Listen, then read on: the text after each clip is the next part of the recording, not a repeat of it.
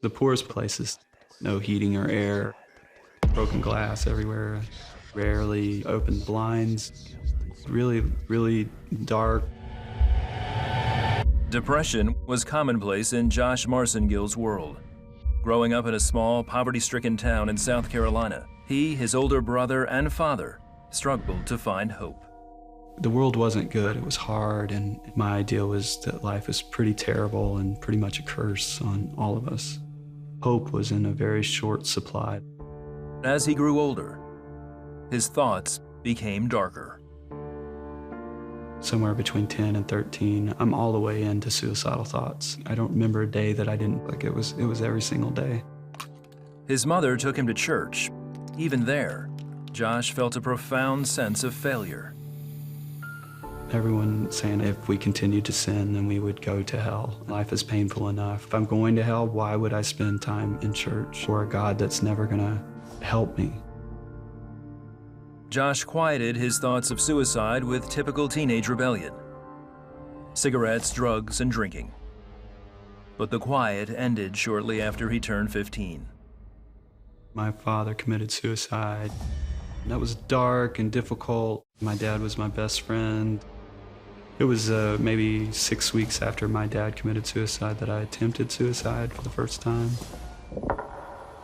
2 weeks later, he was returning from a mental institution after slicing his wrists. Josh dropped out of school and dove into drugs and sex to quiet his ever-present thoughts of suicide and growing sense of failure. Instead of the thoughts talking to me, they're screaming at me. They feel more real and more close. I remember telling a lot of people that I would be dead before I was 30. One day, while working a part-time job at a video store, his manager suggested he try going to college. Whoa, how could somebody think that someone like me could go to college? It was a glimmer of hope and thought, wow, I think I should try that. Josh went on to get his GED and enrolled in community college. But at age 20, he received some all too familiar news. I get a call that my brother had committed suicide. Just devastating, realizing that he was completely gone, he would never be back.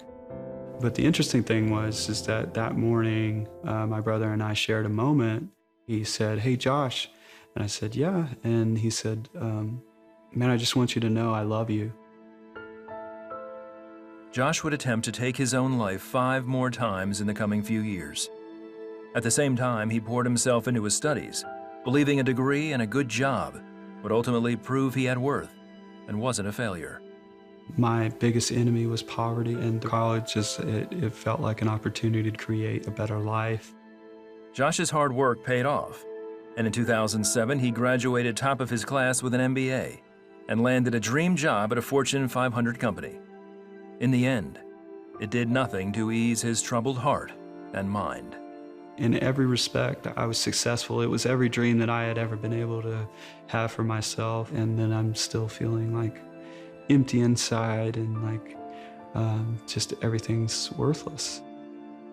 I remember just sitting there in my downtown apartment, and I'm crying and just feeling completely defeated. And so I said, "God, if you're real, would you please just do away with me? Would you please take my life?" Josh says it was then he had a vision filled with attacking demons and encouraging saints. At one point, a man appeared to him and offered to take his pain away. Josh knew the man was Jesus. I thought, wow, who is Jesus? How did I miss this about him? He's staring at me with these kind eyes, and he's like, "Josh, I can take it from here." Though Josh wasn't sure exactly what to make of the vision, he was about to find out. He quit his stressful, unfulfilling job, and shortly after, he went to a church to hear a friend, a pastor. My friend began giving a message about a relationship with Jesus. I mean, it just had to have been what God had planned for me to hear. I ran up to him afterwards and I grabbed him by his shoulders and I'm shaking him. "You have to help me have a relationship with Jesus." And I accepted Christ that day, and it was wonderful. I felt release. It just felt like maybe God does have a plan for my life. Josh began building a new life in Christ and says within the year, God delivered him from his depression and all suicidal thoughts. There was no presence of anxiety, and I was able to hold on to peace, just grab a hold of like the presence of God. Today, Josh is on staff at his church and runs the Bibles for All ministry with his wife, Mary. He no longer feels like a failure, and instead is grateful to have peace in Jesus. Just to think about the reality that Jesus had taken me as this broken, hurting child and had brought me into such a place. It was everything I'd ever wanted. I just realized that, wow, life is meaningful.